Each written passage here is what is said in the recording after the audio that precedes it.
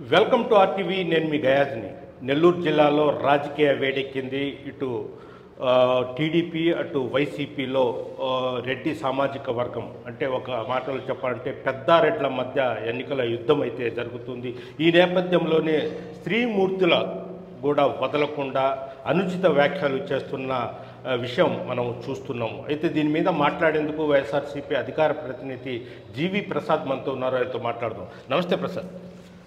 చెప్పండి, ఇటీవల కాలంలో తెలుగుదేశం అభ్యర్థి ప్రశాంతి రెడ్డి పట్ల కూడా మీ వైఎస్ఆర్సీపీకి చెందిన ఎమ్మెల్యే కావచ్చు, ఇతర నేతలు కావచ్చు, అనుచిత వ్యాఖ్యలు చేయడం ఎంతవరకు సబబు? సార్, ఒకటైతే వాస్తవం, వైఎస్ఆర్ కాంగ్రెస్ పార్టీకి సంబంధించి కానీ వైఎస్ఆర్ కాంగ్రెస్ పార్టీలో ఉండేటువంటి ప్రజాప్రతినిధులు కానీ శాసనసభ్యులు కానీ పార్లమెంట్ అభ్యర్థి కానీ ఎవరు కూడా ఎక్కడా కూడా ప్రశాంతమని ఇబ్బందిగా దూషించాలి లేదా వ్యక్తిగత విమర్శలు చేయాలనేది వైఎస్ఆర్ కాంగ్రెస్ పార్టీ విధానం కాదు, వైఎస్ఆర్ కాంగ్రెస్ పార్టీకి సంబంధించినటువంటి అంశం కూడా కాదు. ప్రశాంతి రెడ్డి గారికి నల్లపరెడ్డి ప్రసన్న కుమార్ రెడ్డి గారికి బంధుత్వం ఉన్నమాట వాస్తవం. ఈ జిల్లాలో నల్లపరెడ్డి కుటుంబం కానీ సోమిరెడ్డి గారి కుటుంబం కానీ రాజకీయంగా ఈ రెండు కుటుంబాలు పెద్ద కుటుంబాలు. వారి మధ్య ఉన్నటువంటి బంధుత్వం ఇది బంధుత్వానికి సంబంధించిన విషయం తప్ప వైఎస్ఆర్ కాంగ్రెస్ పార్టీకి సంబంధించిన విషయం కాదు. ఇది ప్రధానంగా మీడియా కానీ ప్రధానంగా ప్రతిపక్ష పార్టీలు కానీ ఏమీ లేని విషయాన్ని పెద్ద విషయం చేసి నోట్ల కట్టల కోసం కట్టల సంచుల కోసం ప్రెస్ మీట్లు పెట్టి మాట్లాడే వాళ్ళు కూడా తెలుసుకోవాల్సిన అంశం. ఆ రోజు జరిగిన విషయం ప్రశాంతమ్మని మీడియా ప్రతినిధులు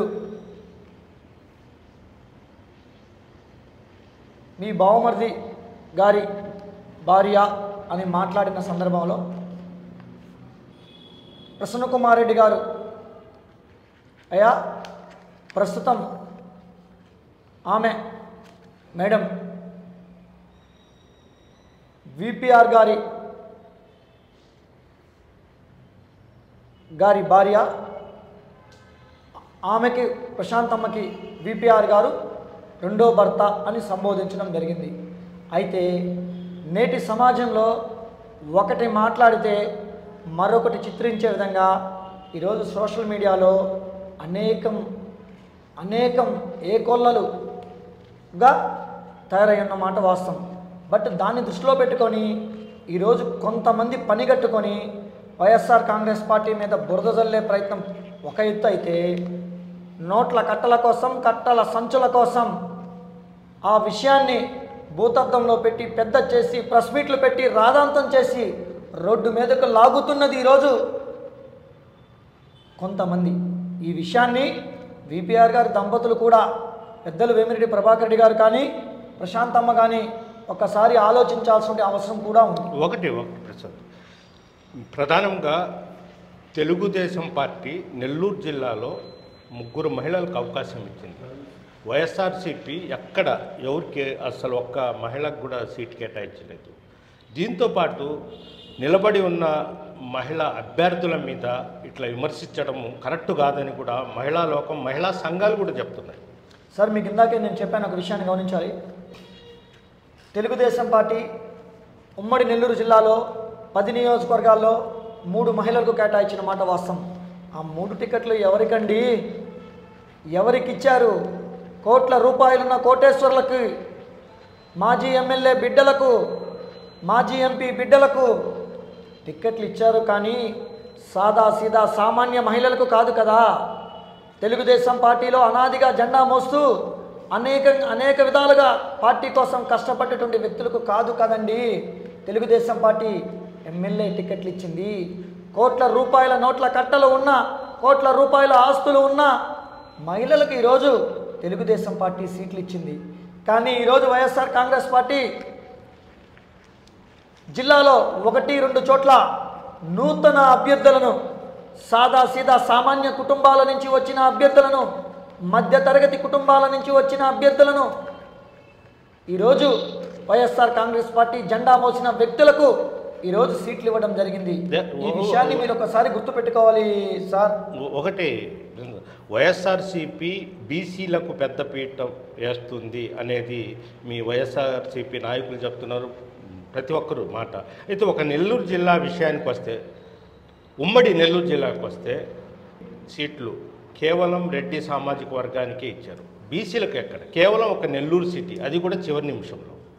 సార్, ఇదే విషయంలో ఈరోజు తెలుగుదేశం పార్టీ కానీ వైఎస్ఆర్ కాంగ్రెస్ పార్టీ కానీ సీట్ల విషయంలో పరిగణలో కొన్ని విషయాలు మనం గమనిద్దాం. ఈరోజు నెల్లూరు జిల్లాలో ముగ్గురికి కమ్మ సామాజిక వర్గానికి తెలుగుదేశం పార్టీ సీట్లు ఇవ్వడం జరిగింది. మిగతా సామాజిక వర్గాలన్నీ కూడా రెడ్లే కదా సార్. మిగతా సామాజిక వర్గంకి ఇచ్చినటువంటి సీట్లు కూడా రెడ్లే కదా. ప్రధానంగా నెల్లూరు జిల్లా రెడ్ల జిల్లా సార్. నెల్లూరు ప్రధానంగా చెప్పాలంటే రెడ్లకు పెట్టింది పేరు. వాస్తవంగా ఈ జిల్లా నుంచి ఎంతోమంది పెద్దలు, మాజీ ముఖ్యమంత్రి నేదురుమల్లి జనార్దన్ రెడ్డి కానీ, బెజవాడ గోపాల్ రెడ్డి కానీ, నల్లపరెడ్డి శ్రీనివాసరెడ్డి కానీ, మాగుంట సుబ్బరామరెడ్డి కానీ, ఏసీ సుబ్బారెడ్డి కానీ, ఆనం వెంకటరెడ్డి కానీ, ఆనం వివేకానంద రెడ్డి గారు కానీ, అనేక మంది, సంజీవరెడ్డి గారు కానీ, భక్తవత్సల రెడ్డి గారు కానీ, కాకాని రమణారెడ్డి గారు కానీ, అనేకం ఈ నెల్లూరు జిల్లాలో ప్రాతినిధ్యం వహించినటువంటి జిల్లా. బేసిక్గా నెల్లూరు జిల్లాలో మొదటి నుంచి కూడా రెడ్ల జిల్లా అనేది ప్రతి ఒక్కరికి తెలిసినటువంటి విషయం.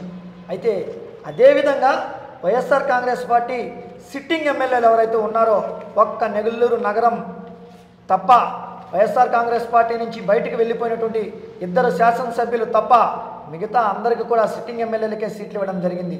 కానీ తెలుగుదేశం పార్టీ కూడా ఎక్కడా బీసీకి ఒక సీట్ ఇవ్వలేదా? ఈరోజు మేము ఖలీల్ అహ్మద్ అనేటువంటి సామాన్య కుటుంబానికి చెందిన ఒక వ్యక్తికి ఈరోజు నెల్లూరు నగరం సీటుని ఇవ్వడం జరిగింది ఈరోజు వైఎస్ఆర్ కాంగ్రెస్ పార్టీ సార్. అదే తెలుగుదేశం పార్టీ కోట్ల రూపాయల కట్టలున్నా, కోట్ల రూపాయల ఆస్తులున్నా హేమీలకు టికెట్లు ఇవ్వడం జరిగింది తప్ప తెలుగుదేశం పార్టీలో ఉన్నటువంటి మొట్టమొదటి నుంచి ఉన్న కార్యకర్తలకో నాయకులకో సీట్లు ఇవ్వలేదు సార్. ఈ విషయాన్ని తెలుగుదేశం పార్టీలో ఉండేటువంటి నెల్లూరు జిల్లా నాయకత్వం కూడా ఒక్కసారి ఆత్మవిమర్శ చేసుకోవాల్సిన అవసరం ఉంటుంది. ఇంకొకటి, ఇప్పుడు వైఎస్ఆర్సీపీ ఎంపీ అభ్యర్థి విజయసాయిరెడ్డికి ఇక్కడ ఓటు లేదు. కనీసం విజయసాయిరెడ్డి పేరుకు మాత్రం నెల్లూరు గడ్డ, నెల్లూరులో పుట్టానంటున్నారు. ఈయన రాజ్యసభ 8 సంవత్సరాల నుంచి ఆయన రాజ్యసభ్యుడిగా పనిచేస్తుంది. ఏ రోజైనా నెల్లూరుకి ఆయన ఏం చేశాడనేది కూడా ఇటు టీడీపీ ప్రశ్నిస్తుంది. దానికి ఏమంటారు సార్? ఒక విషయం పరిగణలో తీసుకోండి. 2009 ఎన్నికల ముందు వరకు కూడా నెల్లూరు పార్లమెంట్ సీటు రిజర్వ్డ్ ఎస్సీకి కేటాయించినటువంటి సీట్ ఇది. 2009 ఎన్నికలలో నెల్లూరు పార్లమెంట్ సీట్ని రిజర్వ్డ్గా కేటాయించడం జరిగింది. ఆనాడు నేదురుమల్లి జనార్దన్ రెడ్డి గారు నెల్లూరు పార్లమెంట్ నుంచి పోటీ చేయాలని ప్రయత్నం చేసి కొన్ని కారణాల వల్ల ఆయన మరొక చోట పోటీ చేయడం జరిగింది. అనేక సందర్భాలలో ఆనాడు రాజమోహన్ రెడ్డి గారు అనూహ్యంగా నెల్లూరు జిల్లా పార్లమెంట్ అభ్యర్థిగా పోటీ చేయడం జరిగింది. ప్రధానమైన విషయం ఏంటంటే నెల్లూరు పార్లమెంట్ అభ్యర్థి, ఒక అసెంబ్లీ అభ్యర్థికి పార్లమెంట్ అభ్యర్థికి మధ్య ఉన్న వ్యత్యాసం ఏంటంటే ప్రజలతో సత్సంబంధాలు తక్కువగా ఉండేటువంటి పదవి ఎంపీ, మెంబర్ ఆఫ్ పార్లమెంట్ అనే పదవి అనే విషయాన్ని కూడా ఒకసారి మీరు పరిగణలో తీసుకోవాలి. బేసిక్గా జాతీయ స్థాయి, ఢిల్లీ స్థాయి నుంచి తన నియోజకవర్గానికి, పార్లమెంట్ నియోజకవర్గానికి నిధులు రాబట్టడంలో విజయసాయిరెడ్డికి మించినటువంటి వ్యక్తి బహుశా ఈ ఆంధ్రప్రదేశ్ రాష్ట్రంలో మరొక వ్యక్తి లేడు. నేరుగా ప్రధానమంత్రి నరేంద్ర మోడీతో కానీ, అమిత్ షా గారితో కానీ నేరుగా సంప్రదింపులు జరిపి అత్యధిక సంఖ్యలో నిధులు రాబట్టగల వ్యక్తి ఈరోజు విజయసాయిరెడ్డి గారు అనే ఒక విషయాన్ని మీరు గుర్తుపెట్టుకోవాలి. రెండో అంశానికి వస్తే, విజయసాయిరెడ్డి గారు సొంత ఊరు ముత్తుకూరు మండలం తాళ్ళపూడి గ్రామం. తాళ్ళపూడి గ్రామంలో రోడ్లైతేనేమి, కాలువలైతేనేమి, చెరువులైతేనేమి, వాకింగ్ ట్రాక్లు అయితేనేమి అనేకం తన సొంత గ్రామాన్ని అభివృద్ధి చేసుకున్న మాట వాస్తవం కాదా? ఈరోజు అవకాశం వచ్చిందండి విజయసాయిరెడ్డి గారికి. నెల్లూరు ప్రజలు ఒక అవకాశం ఇస్తారు. విజయసాయిరెడ్డి గారు జాతీయ స్థాయి నుంచి నిధులు ఏ విధంగా నియోజకవర్గానికి తీసుకురావాలో తెలిసినటువంటి వ్యక్తి. బేసిక్గా ఆయన ఒక ఆడిటర్ కూడా కాబట్టి ఆయనకు ఉన్నటువంటి సన్నిహిత సంబంధాలు అనేకం. కాబట్టి ఈరోజు నెల్లూరు జిల్లా కానీ, నెల్లూరు పార్లమెంట్ నియోజకవర్గం కానీ అభివృద్ధి చెందాలంటే విజయసాయిరెడ్డి గారు పార్లమెంట్ అభ్యర్థిగా గెలవడం ఎంతో నెల్లూరు జిల్లాకు అవసరం. అదేవిధంగా పార్లమెంట్ అభ్యర్థిగా గతంలో రాజ్యసభ సభ్యులుగా ఉన్నటువంటి వేమిరెడ్డి ప్రభాకర్ రెడ్డి గారు ఈ జిల్లాకు కొంత మాత్రమే చేయగలిగాడండి. ఒకటి ప్రసాద్, ఇప్పుడు వేమిరెడ్డి ప్రభాకర్ రెడ్డి గారు వైఎస్ఆర్సీపీలో ఉన్నప్పుడు అందరూ ఆయనతో కలిసి అందరూ చేశారు. ఆయన చాలా మౌనంగా ఒకరిని విమర్శించాడు, ఒకరి చేత మాట్లాడినాడు. ఈరోజు కేవలము పార్టీ మారాడా అన్న ఉద్దేశంతో ఇట్లా దాడులు చేయడం కరెక్టనా? సార్ నేను చెప్తున్నాను, వేమిరెడ్డి ప్రభాకర్ రెడ్డి గారు పెద్ద మనిషి, మృదు స్వభావాలు. అంతేకాకుండా ఆయన వ్యాపారాల నిమిత్తం కావచ్చు, మరొకటి కావచ్చు, ఎక్కువగా జిల్లాలో కూడా ఎక్కువగా పర్యటించేటువంటి సందర్భాలు లేవు.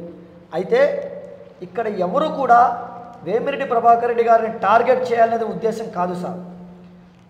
వైఎస్ఆర్ కాంగ్రెస్ పార్టీ వేమిరెడ్డి ప్రభాకర్ రెడ్డి గారి కుటుంబానికి రాజ్యసభ సభ్యులు, నెల్లూరు జిల్లా అధ్యక్షులు, ప్రశాంతమ్మకి టీటీడీ బోర్డు మెంబరు, ఇలా అనేక పదవులు ఇచ్చి టార్గెట్ అని చెప్తున్నారు. ఇప్పుడు మీ ఎమ్మెల్యే అతను రకాల వ్యక్తిగతంగా ఆయన ప్యాకాట ఆడతాడు, ఇంకోటి చేస్తాడు, వ్యక్తిగత విమర్శలు చేయడం కరెక్టా? ఏ ఎమ్మెల్యే ప్యాకెట్ ఆడతాడు? కోవూరు ఎమ్మెల్యే చేస్తాడు, చూసారా? అందరూ వింటా ఉన్నారు కదా, ప్రెస్ మీట్ పెట్టి మాట్లాడారు. ఒక మాట చెప్తాను, గుర్తుపెట్టుకోండి. ఇక్కడ ప్రశాంతమ్మకి ప్రసన్న కుమార్ రెడ్డి గారికి బంధుత్వం ఉన్న మాట వాస్తవం. ఇది బంధువుల మధ్య జరుగుతున్నటువంటి ఆధిపత్య పోరు, గుర్తుపెట్టుకోవాలి మీరు. ప్రశాంతమ్మకి నల్లపరెడ్డి ప్రసన్న కుమార్ రెడ్డి గారికి మధ్య బంధుత్వం ఉంది. ఇద్దరు బంధువుల మధ్య జరుగుతున్నటువంటి వర్గపోరు తప్ప ఇది వైఎస్ఆర్ కాంగ్రెస్ పార్టీకి సంబంధించిన ఇష్యూ కాదు, గుర్తుపెట్టుకోవాలి. రెండో విషయానికి వస్తాను నేను.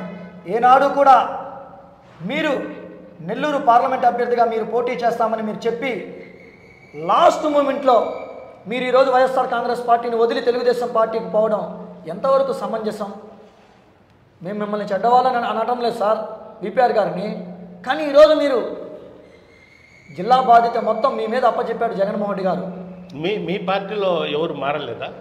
మా పార్టీలో, మీ పార్టీలో వైఎస్ఆర్సీపీలో ఉన్న వాళ్ళే ఉన్నారా, లేదంటే వేరే పార్టీలో వచ్చిన వాళ్ళు లేరా? మా పార్టీలో నుంచి కూడా వచ్చారు సార్. రాజకీయాలలో ఎన్నికలప్పుడు విమర్శలు ప్రతి విమర్శలు ఉంటాయి, ఉన్నమాట వాస్తవం.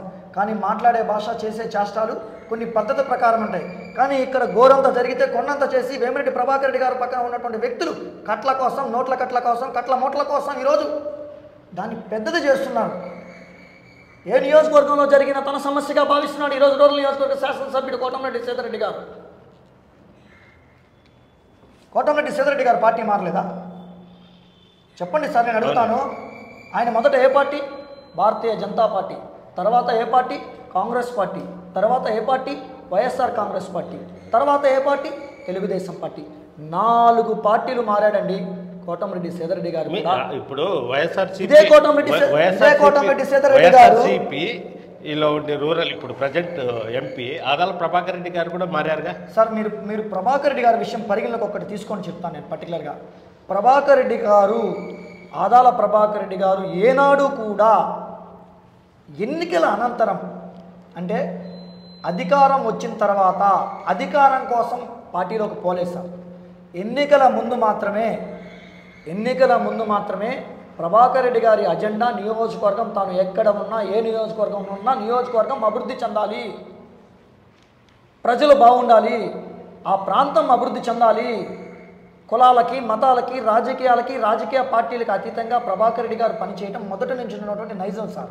ప్రభాకర్ రెడ్డి గారు నేను అడుగుతాను, ఎన్నికల ముందు మాత్రమే పార్టీ మారుతున్న మాట వాస్తవం. నేను అడుగుతాను, ఏ రోజైనా సరే పార్టీ ఎన్నికల సందర్భంలో రేపు ఉదయం ఆ పార్టీ అధికారంలోకి వస్తుంది, ఆ పార్టీలో ఆ ముఖ్యమంత్రి గెలుస్తాడని మీరో నేను చెప్పగలుగుతామా?